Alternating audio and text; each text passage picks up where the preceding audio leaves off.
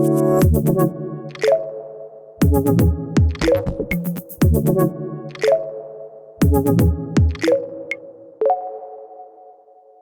afternoon, everyone. It's really good that you're here, despite the nice weather, that you decided to sit in a dark room like this, so really happy with that.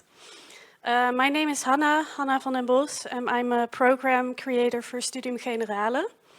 We organize all kinds of events like this one, and you can see the upcoming ones also on the screen in the back. A big event that's coming up is Night University, with over 70 to 80 different events that night. So be sure to check out that program, which will be published online soon. And also for Tilburg University students, it's good to know that we have a Studium Generale certificate.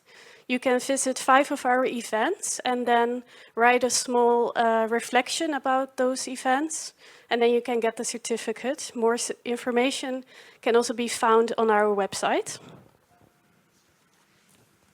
So that brings us to today's topic, in case of emergency, about crisis readiness. Because would you be prepared when the power goes out right now? When there would not be any clean water anymore? Or when you couldn't get your money from the bank? Recent calls from the Dutch government and also the NATO and EU have said that you should prepare a emergency kit for around 72 hours.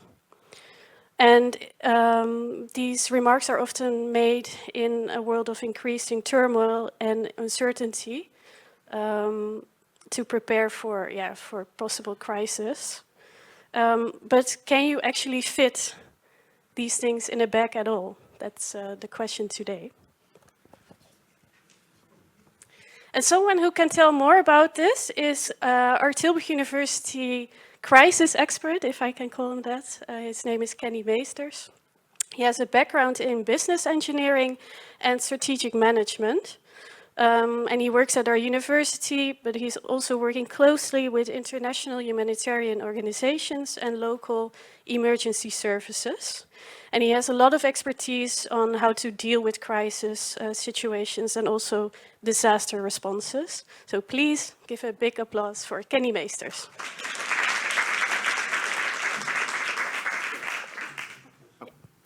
Thank you, Hannah. Before we get started, though, I would love to give the floor for a brief moment to some of our students, because, if we talk about preparedness, this is one of our capacities that we have. Please. Hello. Thank you all for coming, especially with the weather. We're very glad that we could take part and co-organize, support organization of this meeting today. We are the Next Humanitarians. We are a group of students from Tilburg University. Since a year, trying to bridge the gap between students and the professional humanitarian field. What we mainly aim is to raise awareness about the humanitarian field, provide opportunities for students, work with university professors, employees as well, to support the whole academia in gaining awareness and getting opportunities in the humanitarian field. We aim to create a network for students, for academic professionals, where experiences could be shared and gained. And lastly, we organize events, online events for students all around the world with professionals, and events here at Tilburg University. So along with the amazing opportunity to be able to co-organize this event with Studium Generale, we also have a few of our own events. Can you do the slide? Yeah. Some of those, or one of those, is a Night University event that we're currently organizing, which will involve a more interactive crisis response game. And we're organizing that along with a few of our fellow students who are also in the audience. So I'll just wave hi to you guys there. And along with that, we also are planning a picnic with the UNICEF student chapter, or Tilburg chapter, that you can look forward to. And to know all about those events, we have a lovely Canvas page that is currently a work in progress. So if it's a little empty, we're working on it, and that's where we're going to post all the information on our future events in the calendar. So yeah, feel free to scan the QR code and join us there. And then we'll give the floor back to Kenny. And if that all is a bit interesting to you, I guess it is because you're here today, please come to us after the event or send us an email, talk to us, please. We would like to work with you.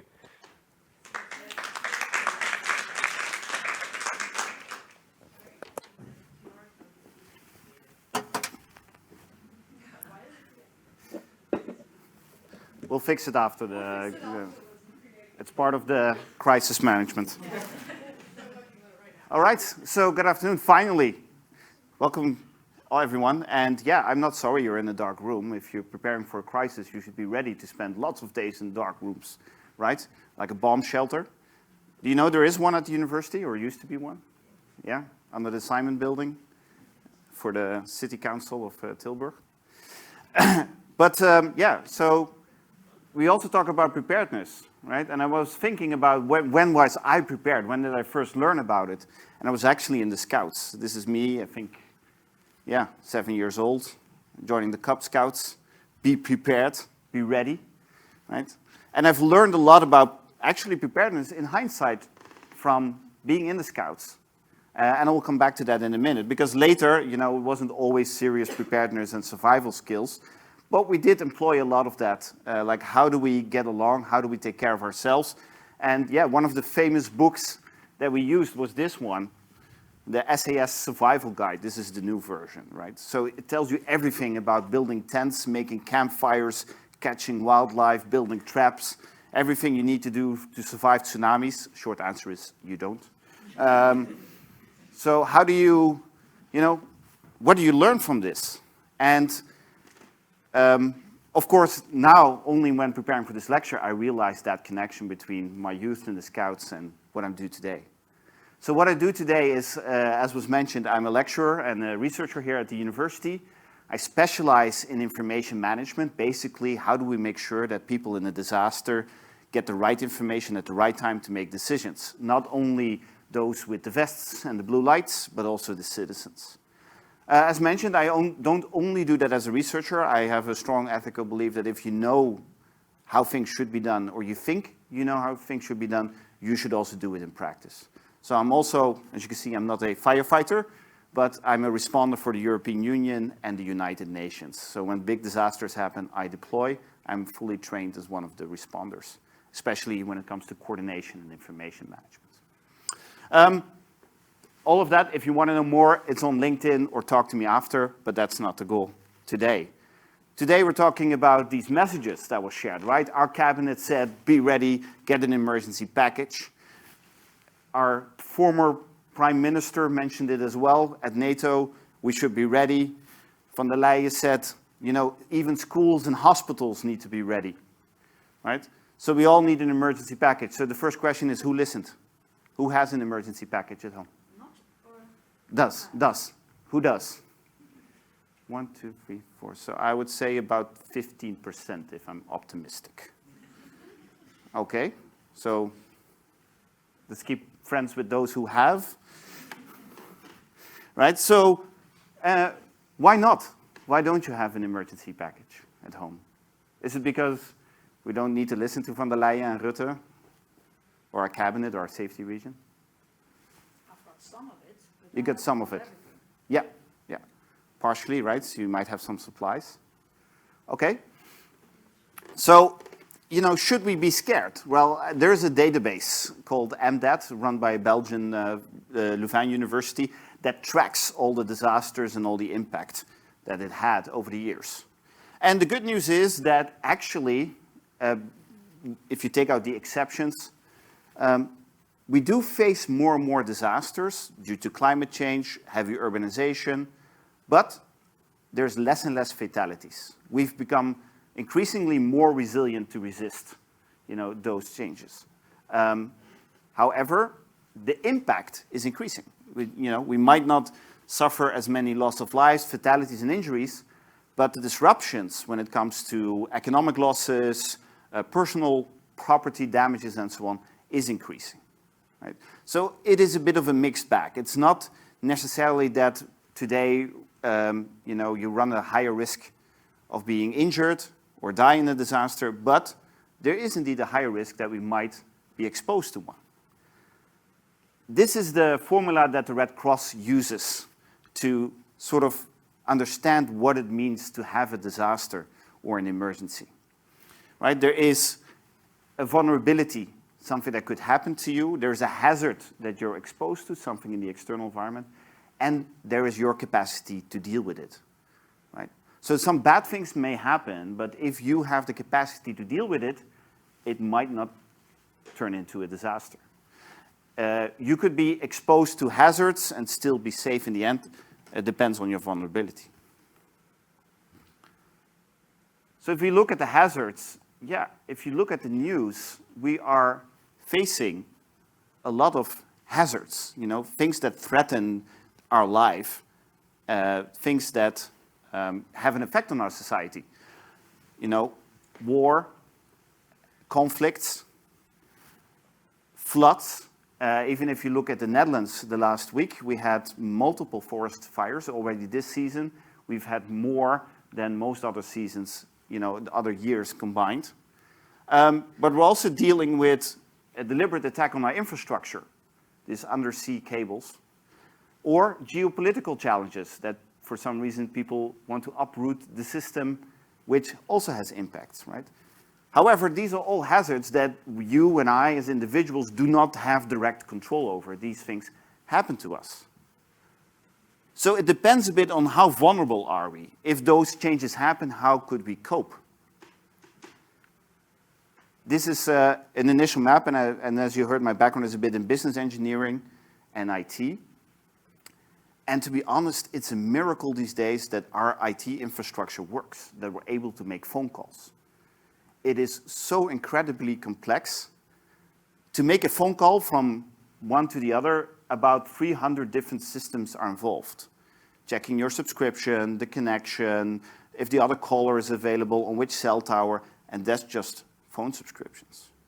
We depend so much on all different systems to work together. In the old days, it might have been simple. There was a physical line you could basically follow to get to the other phone.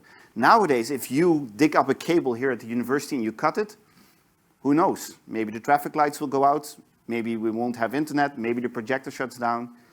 It is complex, right? So that is increasing our vulnerability. Even a small change in one of our systems, in our infrastructure, in our community, can have cascading effects that we might not be aware of.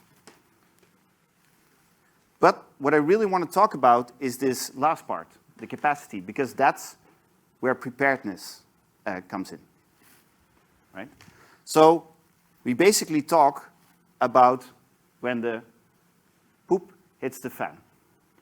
By the way, that has been analyzed, what happens. Mythbusters did a whole experiment, what happens literally when you throw poop into a fan. It's not as bad as you might think, is the short answer. So if bad things happen, here in the Netherlands and in many other countries, we of course have our emergency services. Ambulance, fire departments, police, Rijkswaterstaat, rescue brigades, and a few others. Right. We have quite a lot of capacity in the Netherlands. We have about close to 1,940 ambulances, 1,200 fire trucks that can run around. We have quite a large capacity to deal with most disasters. In other countries, they even have other services like civil protection. For example, in Germany is the technische Hilfswerker, or in Belgium, civiele bescherming. For those of you who are from a bit older, you might know the BB, the burgerbescherming in the Netherlands in the 80s, I think 70s and 80s. Those are capacities that we use on a daily basis to deal with incidents and emergencies. Right? If those capacities somehow require coordination and we need to bring in multiple agencies, they are coordinated in a regional operational team. But what if things go wrong? What if even our emergency services are overwhelmed and they don't have the capacity anymore? Who do we call then? Sorry, I was told that we should make it interactive. So who we should call?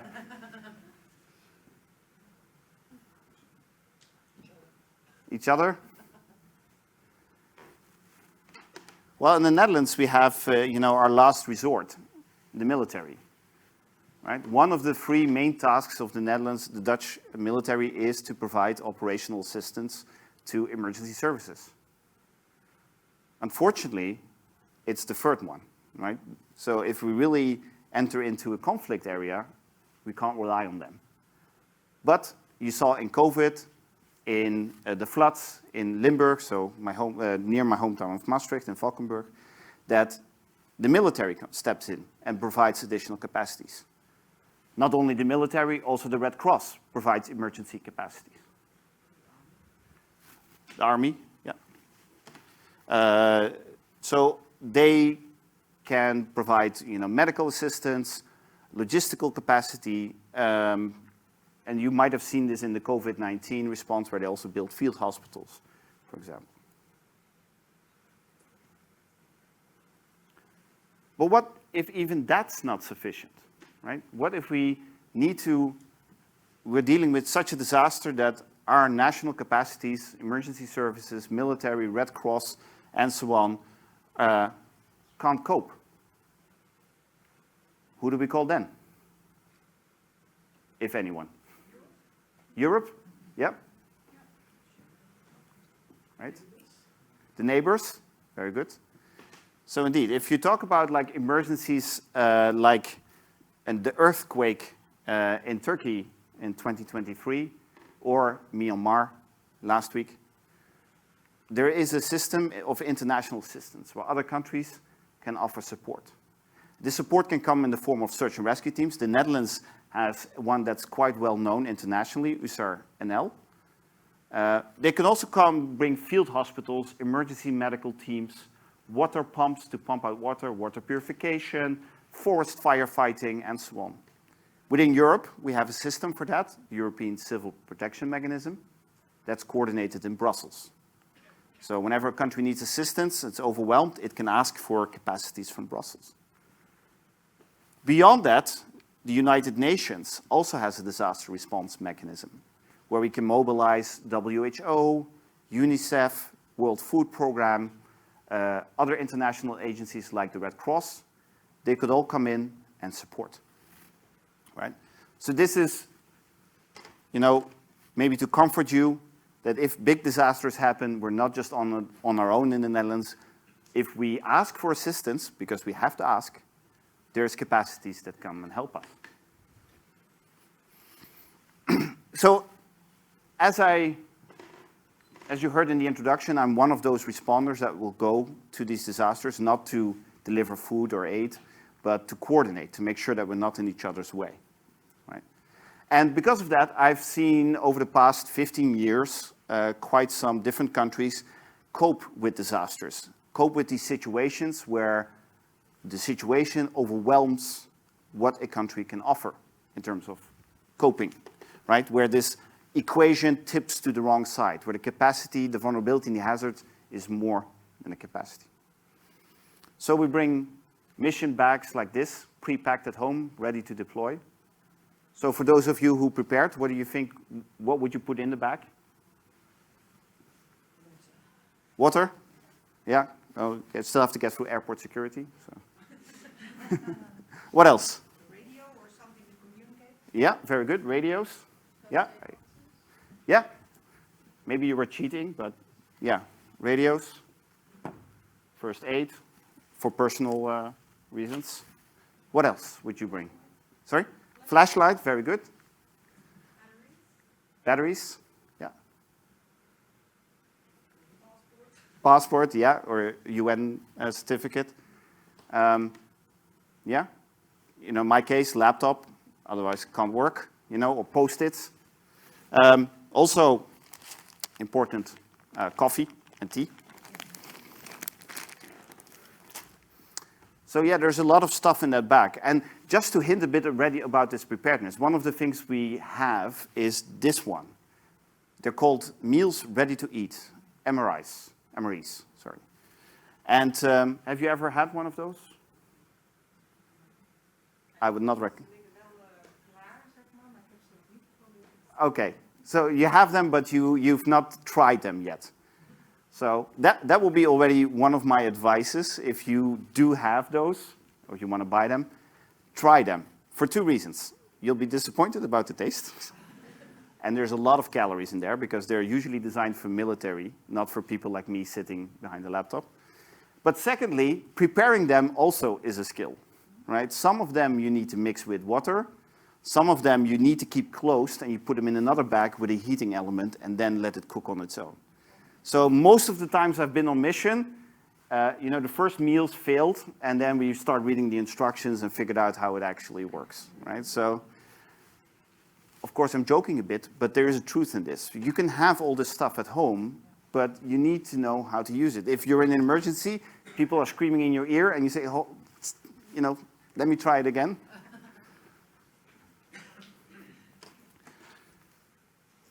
So that's personal preparedness. But when we go on missions, we're dealing with a few stages of a disaster, right? The very first is rescue, right? When we're in a disaster, we first want to make sure that not more people die and as many as we can get rescued. So this is what you usually see in the news, right? These rescue teams digging through the rubble, field hospitals, and so on. It lasts for about a week, 2, 3, because the survival chances will go down rapidly after that. For this is where the blue lights come in, right? In the Netherlands, we do have capacity for that. We have search and rescue teams that can come in. But then, the next stage is relief. Because you have rescued people, but they need food, shelter, a place to sleep. This is a little bit where this preparedness comes in, because this is harder to mobilize, right? This takes more time to set up, especially if you talk about tens of thousands or hundreds of thousands of people that all need clean drinking water, need to shower, need to have a toilet, food, and so on. And in these days, ideally, power and internet access. And then the hardest of it all is to start rebuilding and recovering. What choices do we make when we're building back? If you think back about COVID, you had sort of similar stages here in the Netherlands, a bit abstracted. First, when it first happened, we were all in it together, right? Clap for the hospitals, healthcare, we're going to do this. We rally behind the flag. That's what the Americans call it. Then reality starts sinking in that it might take longer than we thought. Now it becomes uncomfortable. Not saying for the people in the hospital, but I think the general population, right? We have to make choices, right? Is it going to be A or B? Are we going to go prevent overpressure on the healthcare, or we allow people freedom of movement and the virus to spread? And then in the recovery stages, it becomes even trickier. Who gets compensated? Why? We have limited resources that we need to divide. So when I think about preparedness, my main focus is on these parts, on the relief and the recovery part. So it was already mentioned a couple of times. The military, international assistance, but who is our true last resort? Your neighbors, you. We are here already. We have local knowledge. We will be here even after the whole UN circus leaves, right? We need to rebuild. We need to take care of each other. And in fact, you might already know this, but even in these first stages of rescue, 90% of the people in an emergency are saved by neighbors, by locals. This could be because they're pulling them from the rubble. It could be because they gave them medicine, food, water, and so on. But 90% of the people that survive a disaster is due to neighbors, friends, family, people around them, your social network. So, and if you look at disasters and the responses, it's always the community who has the biggest assets. There is much more food in the Albert Heijn than the World Food Program could ever mobilize. Even if you look at your homes, even if it's not an emergency package, there will be more food there than we could ever mobilize. It's also about taking care of each other, connection, psychosocial support. Maybe kids in the neighborhood that play together under the supervision of 1 or 2 adults that allow other adults to start recovering. So this is a nice one that I found after Hurricane Katrina in the US. The power was out in New York, and this guy probably needed to exercise, so he put his bike on a generator, and he thought, yeah, if I'm going to pedal, then people can charge their mobile phones as well, right? So this is one of those community initiatives that you emerge all the time. For example, another one in the UK, 4x4 response. It's a group of people who own a Land Rover. I think it's a Jeep, but I think they have a small preference for people with Land Rovers. But anyway, in the south of the UK, they often have floods. These people go on the road and they're going to pull cars, move people, help elderly people who otherwise get stuck. They say, we have the cars anyway. We're a bit trained. They all have radios in their car. You know, they have a system, so when something happens, they're going to use their cars to help their community get around, help stranded people, and so on. So it's not always people with blue lights or blue vests that respond and help. It's a lot of these local initiatives, and I'll show you a couple of more later. But first, because I've been talking for a while now, I want to ask you if it's a good idea that everybody just starts helping.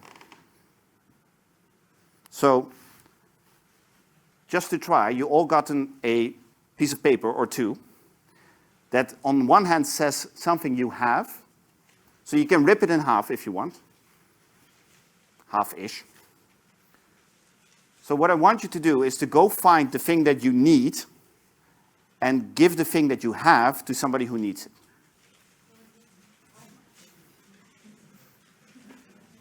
All right? 5 minutes. Go.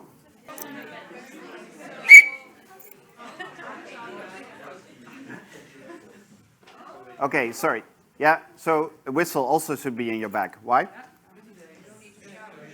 If you ever get trapped under the rubble after an earthquake, you can call for help. Or it also helps in lectures at Tilburg University, I have to say. So who ended up with more cards than they started with? Well done. That's the resilient. Okay, so was it hard? Was it easy? How did it go?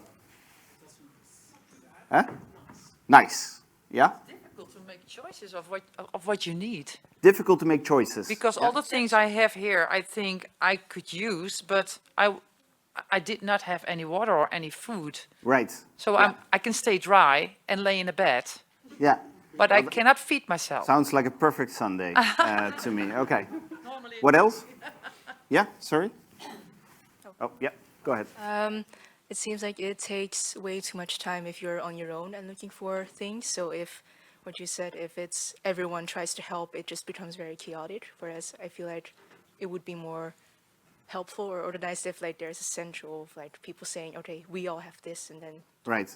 it's more organized. Some coordination. Yeah. Yeah. Well, for me, it was more or less simple because I already had what I was looking for. So Self-sufficient. yeah, self-sufficiency Yeah. also. But then I could use my energy to help those who had something that they Right. needed or had something that they Yeah. wanted to give away. All right, very good. Thanks. Okay, so this was just a small intermezzo to show you why we need coordination in the first place, and that, yeah, there's a lot of things that we have as a community, but it's the challenge of getting them at the right place, right time, you know, and to match. So a few things I want to share with you, and this is a bit into a theoretical part of it, is how communities deal with these disasters. I'm not talking here about the emergency response and the formal agencies responding, but the communities themselves and how they deal with these different stages. To do that, it's good to know that when we talk about resilience of weerbaarheid, there's different ways of looking at that, defining it. So the first one is if something happens, you know, you go down as a system. You know, there's an impact on you. And how far, how deep you fall, how big the impact is, how big your vulnerability, that's what we call absorptive coping capacity. You know, think about a spring that you can compress. The stronger the spring, the harder it is to make an impact. The other one is called adaptive. How quickly can the system change to accommodate this situation? So about bouncing back. How long does it take for the spring to come back to its original state? And the final one is called transformative. So not only have we recovered, we've actually learned from it, and we've become better at dealing with this in the future. I will give you some examples. So this is in Nepal, 2015, after the earthquake killed about 9,500-ish people. We don't know the exact numbers. And in the communities, we were doing more or less this mapping that you were doing. Just not with paper notes. We were asking them to map out what do you have, what do you need, and what gaps could we address. So this was really an example of dealing with the shock and see if we can help people directly address their needs and matching them together. So, You were there? yes, yes. So we, United Nations response, and also as part of my combined with research. So this was about 3 weeks after the initial earthquake. Another one that is a bit more about dealing and adapting to the new circumstances. This is in the Philippines, 2013, after Typhoon Haiyan moved over the islands. And again, a few weeks after, but one of the things that the United Nations, together with Internews and agency, have done is started a radio station. Why do you think that was important? Because you don't know, apart from what you can see, what's going on, if there's help in the area. Yeah, exactly, right? So news information because people want to have an situational understanding. What is happening around me? Where am I in relation to this disaster, right? There's another reason. Yeah, sorry, go ahead. The Philippines didn't have their own radio station. The government supposedly. It was destroyed in the typhoon. Yeah, Okay. yeah. Got it. Yes. Sorry, more? Yeah, so boosted morale, UN terms we would say psychosocial support, but yeah. So it gives people a sense of community, belonging, you could bring people together. And that's actually what's happening here, because the radio started organizing karaoke events, right? Where people come together, because it's a form of not bringing the community together, where people also will share, their situation, see if they can help each other, but also dealing with the circumstances. Another reason why radio stations are so effective compared to what we might have in our modern technology, I told you at the beginning about this fragility of our IT systems. For a radio station, if you have a license, like I do, this thing is enough to broadcast 50 kilometers around if you put the antenna on the roof and a car battery, right? Not saying it is NPO Radio 2 style quality radio that you will get, but with one suitcase, you could cover a whole community. Right? So this is adapting, embracing there is a new reality and trying to get back to normal life. And communities play a vital role. This is in Indonesia after the tsunami in 2018 in Sulawesi. And what these countries that I have shown you have in common, Indonesia, and Nepal, and the Philippines, is that they're very community-centric organized, right? There's villages, barangays, puruks, however you call them, and they have community leaders.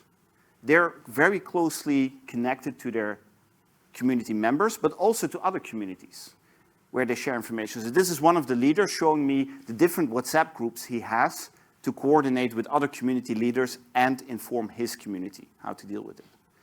So working with people like him is vital because they have information that we don't have, right? We can ask him how to support. It's already an existing structure that we can support rather than, coming in and just doing our own thing. And more importantly, I told you, as a community, they're already there, right? So over time, they transform, they learn. Right? This is one community. This was not in Jakarta. It was not affected by the floods, but I visited them. And they are along the banks of a river that regularly floods. So over time, they've built these evacuation routes in their community so that people know where to go, which route is least likely to be flooded, to get out, right? But what I really found interesting is that I saw a lot of houses had tiles up to that level. So I asked them, why is that? They said, well, if there's a flooding coming and we're downstream, so we usually get notified, we move all our furniture upstairs. It floods. When the water resides, we can just wipe the tiles like a bathroom. We put our stuff back and we can continue. It was interesting because he said, oh, you're from the Netherlands, right? That's the country below sea level. How do you deal with floods? I said, don't really know. And from a Limburg perspective, not great, right? So it was really interesting that this community had over time embraced. They're not just responding to a disaster, they learn from it and move forward. Just a second. Yeah, The towels, is that what's in the back over there? Is that what you meant? tiles, tegeltjes. Oh, tiles. Die tegeltjes. Oh, I'm sorry. But the towels surely help after the floods as well. So in Turkey, we saw something similar that happens in a lot of other disasters where communities start mobilizing themselves. So they start identifying what the needs are and supporting each other with, food, shelter, but also with information. One of the communities that I worked with online, they made this website about where you could get food, which hospitals are open, which community kitchens, where shelter, and they built a website out of this so that local people could immediately see, okay, where I am, what's available, not only from the government, but also by the community itself. It would also work the other way around. If a lot of people were indicating that there was a need in a certain area, they or us together with the government could mobilize. We need to send food there. We see a lot of people looking for food in those places. But the majority this is driven by the community itself. Right? And I think this was already mentioned at the beginning. It's not a really strange concept if you think about it, because why do we live in cities? Why do we live in communities? Because our survival chances are higher in a group than individually. Right? In Drenthe, there is the naboerschap, sorry, again, I'm from Limburg, I don't know how to, where people, look after each other and take care. Farmers had a huge, important role in alerting the community, in harboring people in case of an emergency. And still today, that is vital in emergencies, that we take care of each other because together we have those capacities. And honestly, this is also what worries me a bit in the Netherlands, right? This community building. And I'm curious to see if you know who your neighbors are. Do you have a good connection with them? Absolutely. Yeah? And I'm also looking here at the students. No. There's a difference there, right? Because those people are the ones you might need to look for in an emergency, or the ones that might look at you. I'm lucky enough that in my street, I'm a licensed radio amateur. There is a physician, a huisarts living there. There's somebody who loves to barbecue. So I think in general, we should be okay. No, but it's a bit joking, but this is true. If you can have these emergency packages, and surely, I'm not saying it's not important to be able to be self-sufficient, because I had the power outage. I live in Breda. I have a baby of 2 months old, and suddenly we need to make hot water for his drink, his milk, his bottle. And because we don't have gas, we couldn't heat any water in the home. We didn't have electricity, no cooker. So we went into the city to find a bar that was open and ask for hot water for the baby there, right? So supplies are important because it could help you. But having supplies is not enough because you also need certain skills. I can give you a first aid kit, but if you've never opened it and you've never applied a Band-Aid, it doesn't help you, right? Same goes for this meals ready to eat. If you need to figure out instructions, again, I've made that mistake a couple of times because all of them are different. It's not going to help you. You can have a radio that can broadcast, but if you don't know which frequencies to tune into or how to connect with people, it doesn't help you. So you need supplies, you need knowledge. But what are the chances that one of you has both for all the situations? Not. So the other thing you need is people around you, right? You don't need to be prepared for everything and all the skills, unless that's your hobby and you find it interesting. But as long as you know that there are people you could help and that could help you, you collectively have a lot of resources, you collectively have a lot of knowledge and capacities that you could use in an emergency. So they even not only are connected, they are reinforcing, right? If you put all the supplies from all your houses in the street together, there will be a lot. Right? If you put all the knowledge on the table, you could, and all your skills, you could probably accomplish a lot. So it sounds maybe a bit cheesy and trivial, but from my experience, it's really true. In the end, for a disaster, you're really in it together. And having an emergency preparedness kit, sure, it's great, but if really the poop hits the fan, we depend much more on each other to deal with the circumstances. Thank you so much.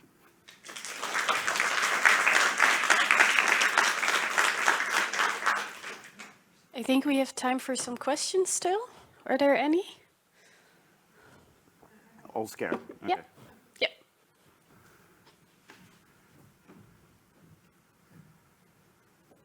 So I'm an international here. I live 5 years now, and I've lived so far always in buildings. And from my experience, in every building, there was no community. The most, there was a WhatsApp group to like notify each other over, I don't know, packages being delivered wrongly or something like that. And luckily there has been no disaster, so I guess also an emergency. But how would you recommend to build a community where, in my experience, that's not really the case from the culture I've seen in buildings? I'm not saying about houses, because I've heard you have great connections with your neighbors, which I think is very Yeah, and getting a house these days is also not a trivial. Yes. Yeah, so to be honest, I wish I could tell you. I can try to brainstorm things, but from my own experience when I was a student or was living in a flat, yeah, I also didn't always connect with my neighbors. There is also a chance that when something happens, you will call on each other and you will meet, you know, and they will come to your help or you will come to their help. But yeah, I think, yeah, I could try to brainstorm practical tips, and maybe other people have, like organize a barbecue or something.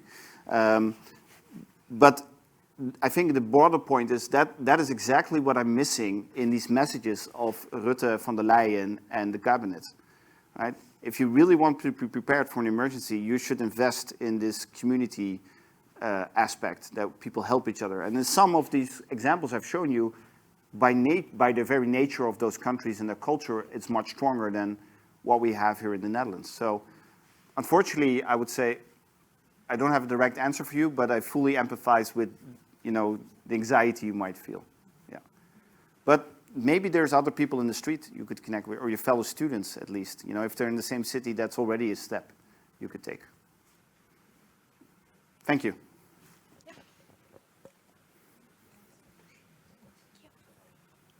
Hello? Okay, it works. Every month, because I'm also international student, and when I came, I was told that every month they're gonna be, in the first Monday of the month, there's gonna be a siren going on. But this was the first time that I thought, okay, if the siren come off, where the hell I'm supposed to take cover or what I'm supposed to do? So, yeah, sorry, go ahead. Yeah, Oh, that was the question. that's my question. Where should we take cover? Because I know in university grounds there are like basements for that purpose, but this is specifically for the university. What about the other part of the Netherlands, the city in general? It's an excellent question. I think what you're highlighting is, I think, also an important symptom of something that we should address. So the practical answer, I'll leave that to the rest of the audience, because I'm curious to see what they are. But yeah, I can imagine if you hear the alarms, and I've traveled a lot, so in other countries I've also experienced them. What do you do in an emergency, and are people informed about it? You know, especially people who are visiting. In, for example, China, you get leaflets sometimes that tell you, in case of emergency, where you should go and what you should do. But in this case, for the alarm, where, you know, does anybody know what the steps are? What you should do?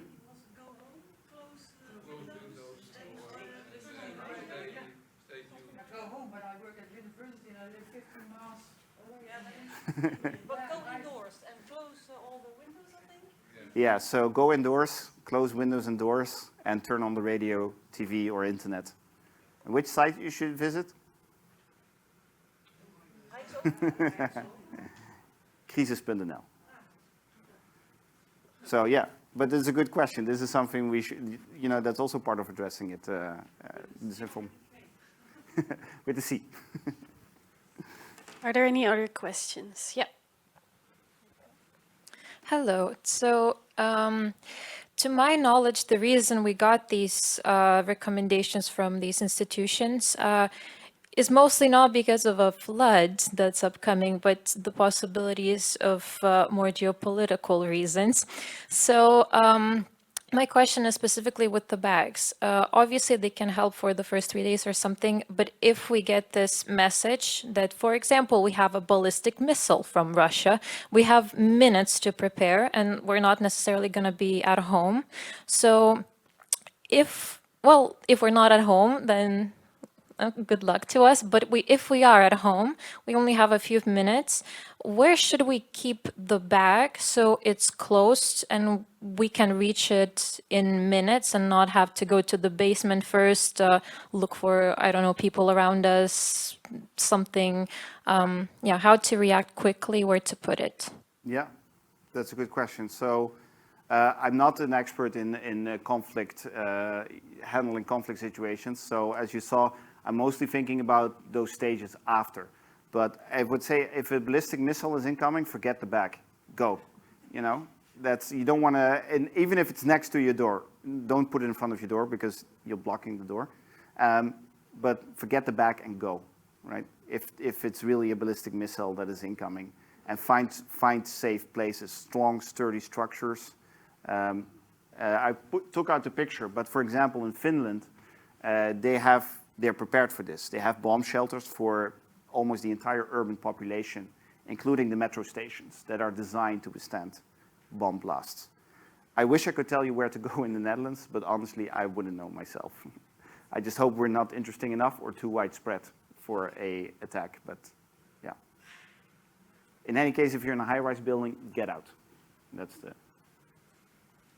Okay. Any other questions? Hi. I'm just wondering, are we really at risk? Maybe I'm a bit naive, but I feel quite safe in the Netherlands. And I don't know, of course, I know all that's going on in the world, but I mean, well, as you can see here, not a lot of us have prepared a kit like this. And I'm just wondering, are we like really in danger, or what is your thought on that? So, it's a good question, and I just realized because you mentioned it, one of the other things I wanted to mention. So, are we really in danger? That's hard to say, because one of the slides I took out at the end was, what is a disaster? It's something that's unexpected and overwhelms our capacities. So, part of the nature is we don't know. But I would say, of course, you now see in the media, everybody is talking about this emergency preparedness, Rutte, van der Leyen, our cabinet. Then I'm always trying to think, if people give you such a message, what is their background? Of course, it makes sense for the NATO leader to say we need to prepare for war. It would be a bit odd if he said, kick back, relax, we're going to be fine. So there is a bias in there as well. I would say I wouldn't be panicking, because that's sort of detrimental to the whole preparedness and resilience part, right? Life in general has risks, right? And there's still a higher chance you will have an accident than an attack at this point. It might just change, or there might be information, I don't know. However, what I would say, if you do have these, like, are we prepared?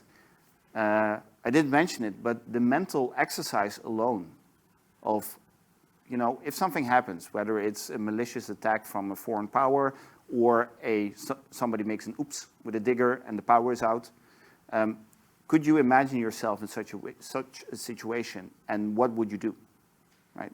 So for me, that kind of mental exercise, that's maybe what I've learned in the Scouts, right? Not that I'm prepared for everything, but I'll try to anticipate a little bit. Like, okay, where could I get food? Where could I go for drinking water? And so on. So for me, that kind of thinking is more important than the kit itself. Getting a kit and trying to go through the steps of, okay, what would I do? That is, I think, a much stronger preparedness advice than just buying stuff. And even if you buy stuff, a lot of you said, well, we do have partially things at home already, right? Try to think about those things, right?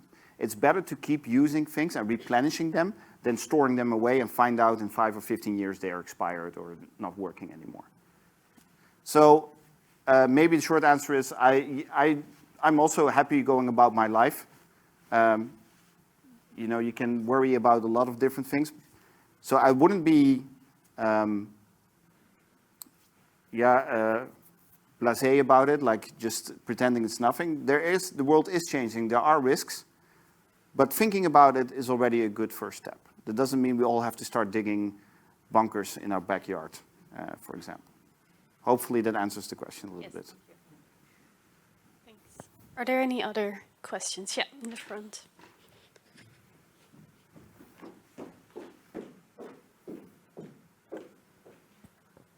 Yeah, you said that Finland is well prepared for emergencies, and in Holland you couldn't mention a thing like that.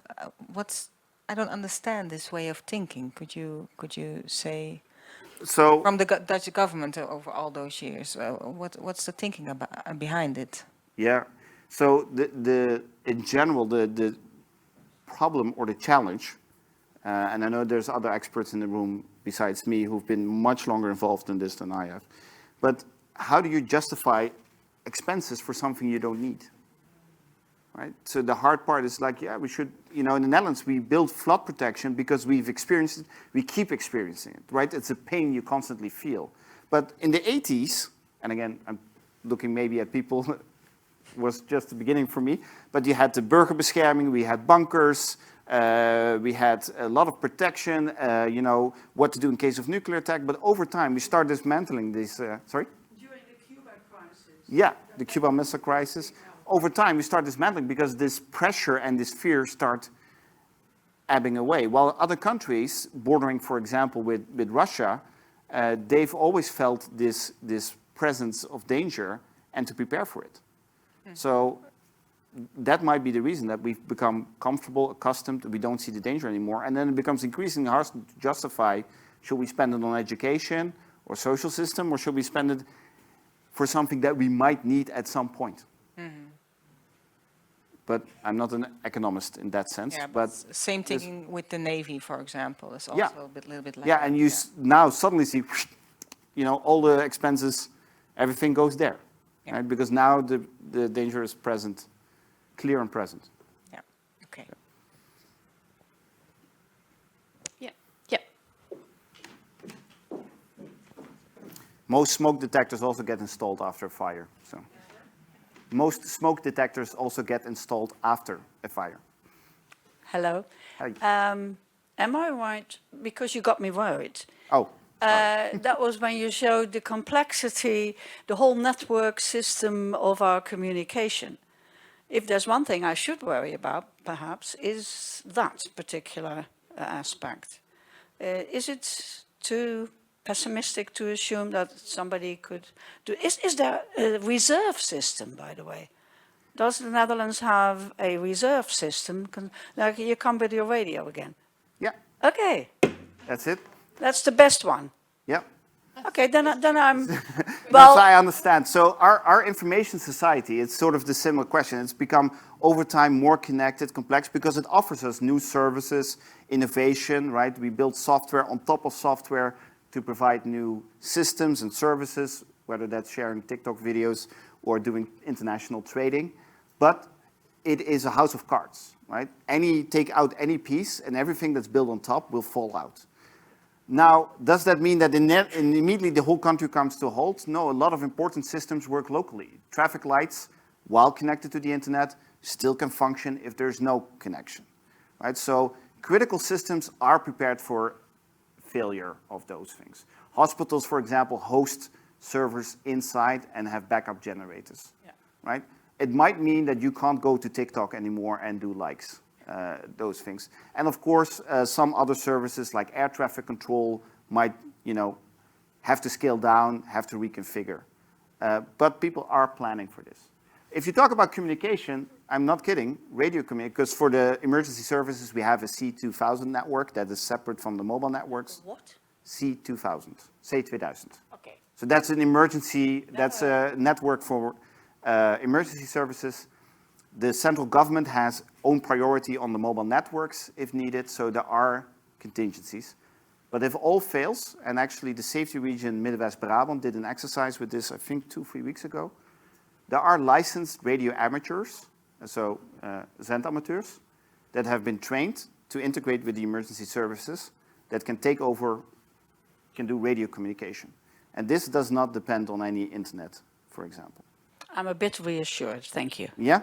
Otherwise, take a course in radio broadcasting and so. I think we should leave it at that because it's 4 o'clock, if that's okay with you. Yeah, please, again, a big applause for Kenny Meesters.